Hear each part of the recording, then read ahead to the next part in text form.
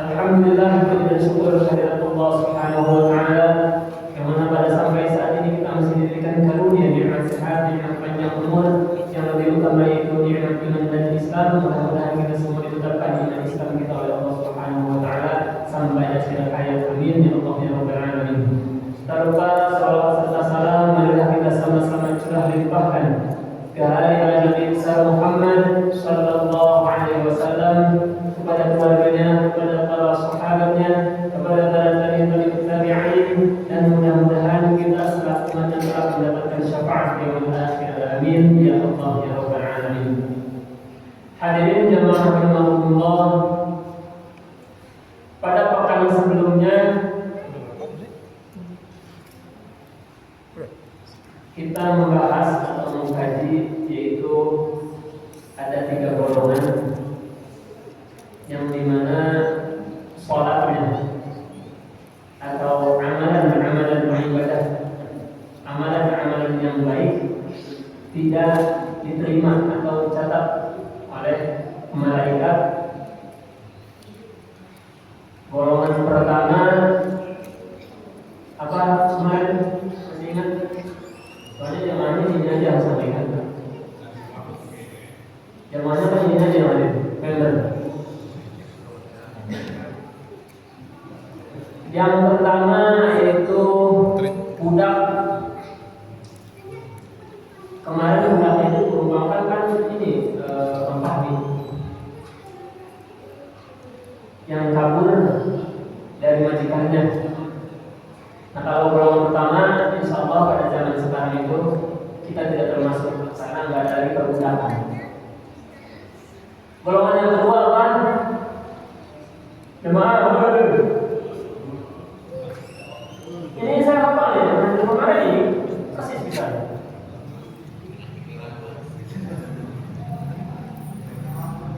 Yang kedua yaitu seorang istri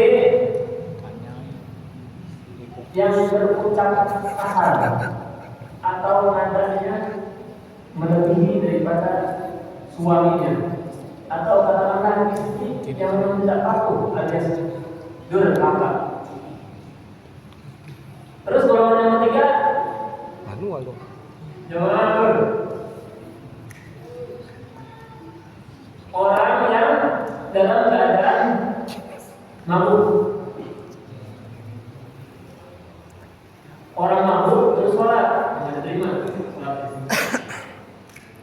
Atau lagi mabuk dia berinfak, bersedekah, atau melakukan amalan kebaikan tapi dalam keadaan mabuk.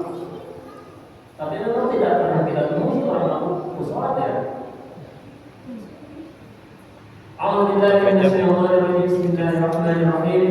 Qala al-musannif rahimahullahu ta'ala wa nafa'ana bihi wa bi ulumuhi wa sallallahu fid darin amin ya rabbal alamin. Kita lanjutkan masih bahasan bab kedua. Wa jaa'a 'an Nabi sallallahu alaihi wasallam annahu qala arba'atun minan nisa'i fil jannah wa arba'atu fin nar. Setelah kemarin membahas 3 golongan yang tidak diterima sholatnya, pembahasan selanjutnya adalah ada 4 golongan wanita atau istri yang masuk ke dalam surganya Allah Subhanahu wa taala. Pun sebaliknya ada golongan, ada 4 golongan atau 4 kriteria seorang istri yang masuk ke dalam neraka. Kata Nabi yang pertama,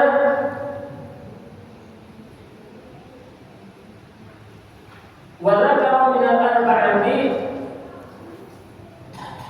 lawati fil jannah imra'atan afifatan qa'imah. Afifatan qa'i'atan lillahi wa li zawjiha. Yang pertama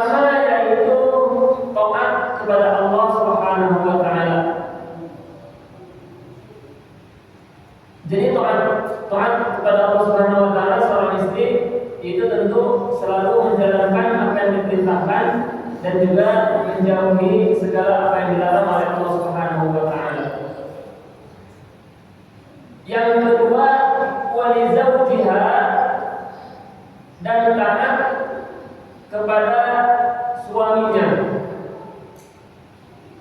Wali zawjiha waludan sabiratan qani'atan bil yasiri ma'a zawjiha. Kata Nabi, golongan yang kedua taat kepada suaminya dan juga selalu siap memberikan banyaknya keturunan dan selalu sabar, juga menerima atau selalu cukup, selalu merasa cukup apa yang diberikan oleh suaminya walaupun itu sedikit. Selama kondisi masih mampu, kata Nabi, bagi seorang istri selain daripada taat kepada Allah Subhanahu wa taala kepada suaminya. Nah, selama suami meminta kepada seorang istri banyak keturunan, itu harus siap.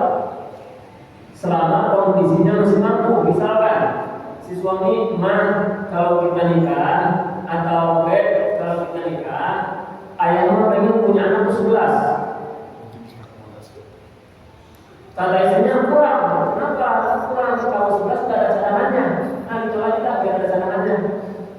Siapa?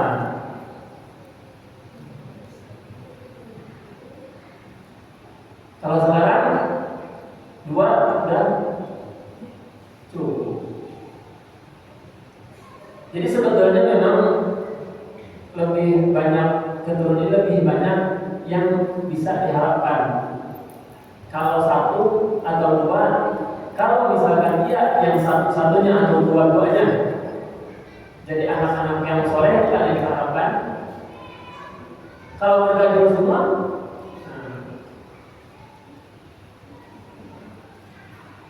karena tidak menjamin setiap keturunan itu bisa mengikuti jejak orang tuanya.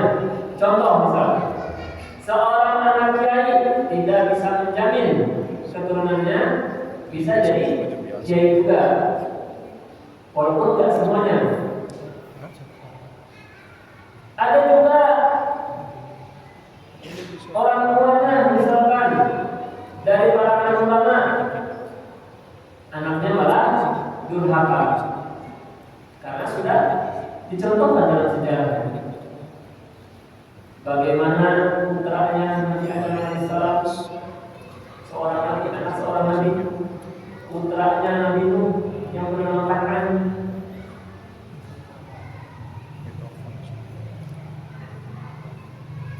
Jadi tidak menjamin bahwa keturunan itu akan serta-merta ikut kepada orang tuanya. Dan berlaku sabar. Lalu mensyukuri apa yang diberikan oleh suaminya atau apa yang si istri miliki, walaupun itu sedikit. Mungkin ini kondisinya berbeda. Sesabar-sabarnya istri, kalau dikasih uang 50.000 untuk sebulan, kayaknya kolek ya. Bukan tidak bersyukur. Jadi kita juga harus sebagai seorang suami, kita juga harus bisa memahami kondisi daripada zaman sekarang beda dengan zaman dulu gitu. Apa-apa harus beli. Ada bahasa kebahagiaan itu tidak bisa diukur dengan uang, tapi segalanya butuh uang. Gimana?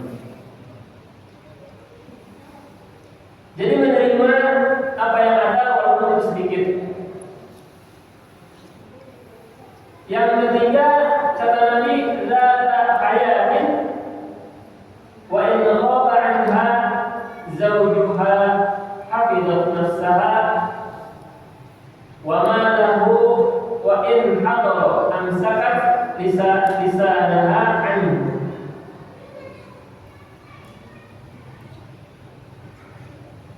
Lalu mempunyai rasa malu.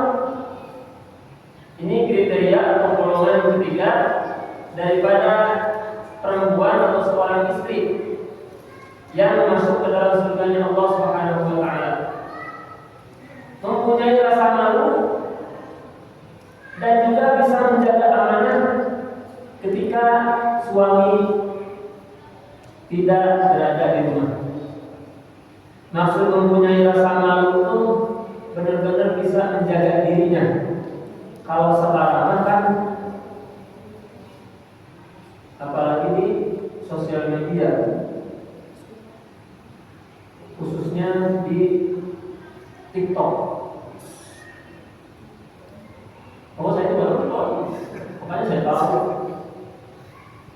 Itu prihatin Mbak kalau misalkan kita lihat di sana tuh, ya memang secara pakaian itu aurat, tapi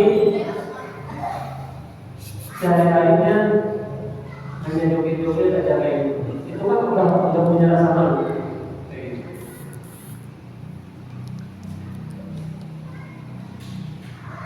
Dan bisa menjaga amanah ketika suami tidak berada di rumah.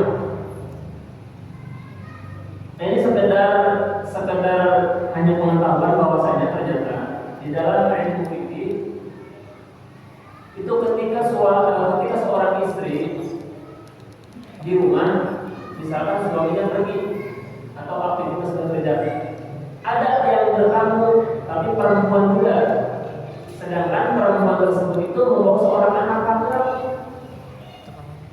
yang memang ada batasan umurnya, itu harus memiliki izin terhadap suami istrinya di rumah. Contoh misalnya, saya keluar rumah aktivitas, terus ada yang bertamu ke rumah saya. Nah, yang bertamu ini temannya istri saya perempuan, tapi dia membawa seorang anak laki-laki yang memang sudah menginjak usia tamyiz. Tamyiz itu sekitar kurang lebih usia 7 tahunan, 6 tahun 7 tahun, atau 7 tahun 8 tahun. Dan itu ketika bertamu, itu mau kalau nggak dapat izin dari suami si istri tersebut, itu si laki-laki si anak tersebut itu harus keluar. Boleh nanti cari referensinya. Ada itu secara mungkin. Jadi ada batasan. Anak laki-laki ketika ibunya bertamu ke rumah seseorang, itu ada batasan usia yang memang boleh dibawa masuk.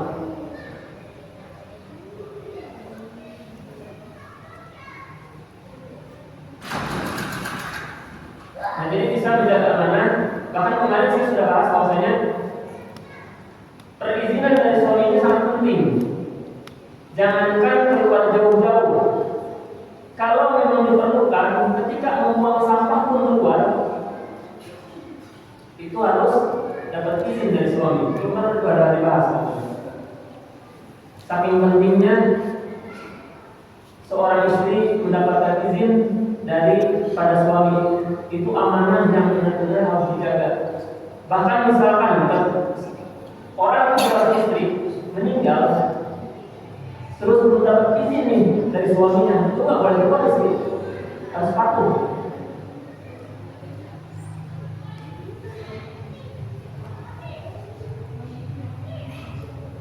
Dan menjaga hartanya, harta yang ada di rumah.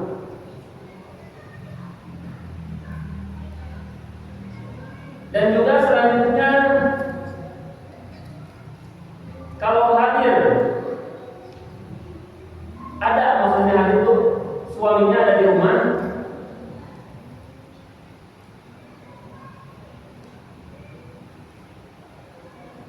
harus menjaga lisannya atau perkataannya. jangan mentang-mentang suami ini bisa diajak bercanda, kelewat batas bercandanya sampai keluar kata-kata yang tidak pantas untuk suaminya.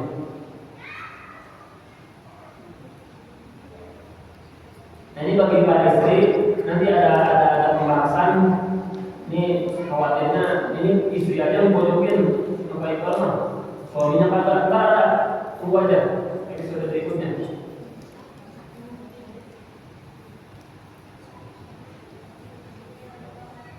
Nah, jadi selain daripada menjaga rasa malu, juga dijaga dari lisannya.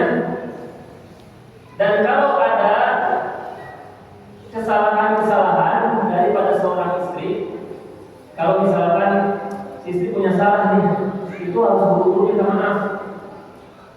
Nah, kalau misalkan si istri merasa benar tidak salah dan kesalahan itu adanya di suami, wajib mengingatkan si istri terhadap suaminya. Dan bagi para suami, jangan egois yang ditinggikan, mentang-mentang imam, mentang-mentang kepala keluarga. Jangan seenaknya juga.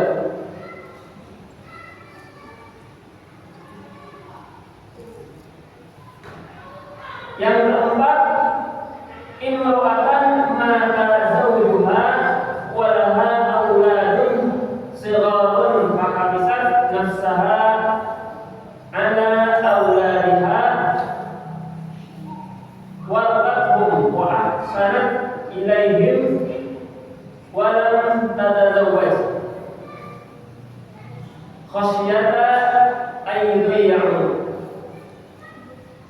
Kata Nabi, yang keempat golongan atau kriteria seorang istri yang masuk ke surganya Allah Subhanahu wa taala,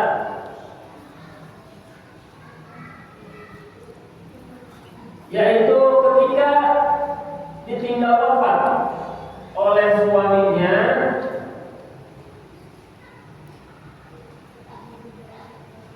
dia menjaga anak-anaknya. Ini yang termasuk wanita atau istri solehah ya. Jadi ketika ditinggal sama suaminya, dia tidak ada keinginan untuk menikah lagi, tapi dia ingin benar-benar fokus mengurusi anak-anaknya karena khawatir takut terlantar atau terabaikan. Tapi bukan juga berarti nggak boleh ketika misalnya sudah menjaga, aku nggak boleh kawin lagi gimana ini? Nah, bukan itu maksudnya kondisinya. Kalau kondisinya menjadi di sini, boleh seorang istri itu kalau emang tujuannya untuk membesarkan anak-anaknya sendiri, itu diperbolehkan bekerja, tapi sesuai dengan aturan yang ada.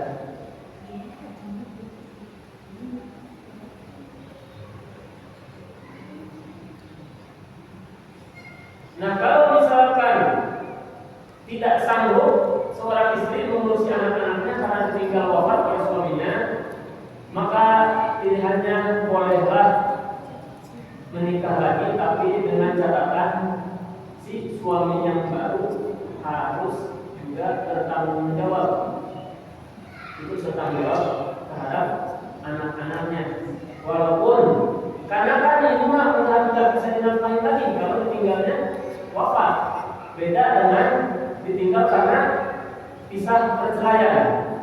Yaitu si suami masih punya tanggung jawab atas hak yang harus dipenuhi untuk anak-anaknya.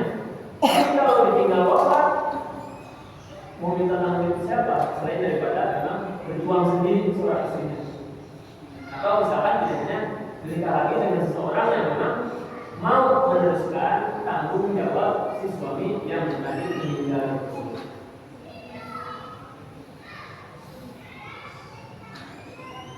Kesimpulannya adalah bahwasanya kata Nabi ada 4 golongan. Yang pertama yaitu 4 golongan atau kriteria wanita yang dijamin atau masuk surganya Allah Subhanahu wa taala. Yang pertama yaitu taat kepada Allah Subhanahu wa taala. Yang kedua taat kepada suaminya. Yang ketiga, bisa menjaga amanah. Yang keempat, yaitu bisa mengurusi anak-anaknya tanpa harus menikah lagi.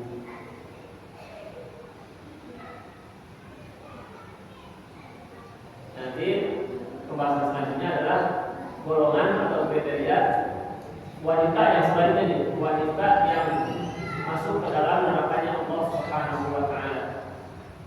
Nah, mudah-mudahan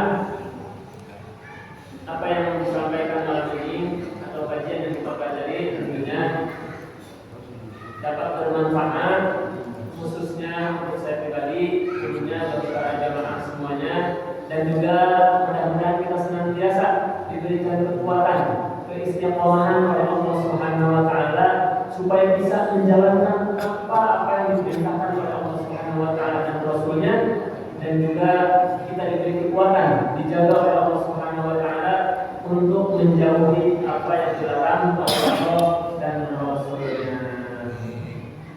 Kurang lebihnya mohon maaf atas segala kekurangan dan kegelapan. Allahu a'lam bishawab. Akhirul kalam, wabillahi taufiq wal hidayah. Wassalamualaikum warahmatullahi wabarakatuh. Rabbi anfa'na bima 'allamtana, Rabbi 'allimna alladhi yanfa'una, Rabbi faqihna wa faqih ahlana wa qarabatin lana fi dinina, tawassalna bitta'alumi, tawassalna bitta'limi, anta rizqana wasi'an wa anta rizqana amana. Rabbi anfa'na bima 'allamtana, Rabbi 'allimna alladhi yanfa'una, Rabbi faqihna wa faqih ahlana wa qarabatin lana fi dinina, tawassalna bitta'alumi, tawassalna bitta'limi, anta rizqana wasi'an wa anta rizqana amana. Rabbi anfa'na bima 'allamtana, Rabbi 'allimna alladhi yanfa'una, Rabbi faqihna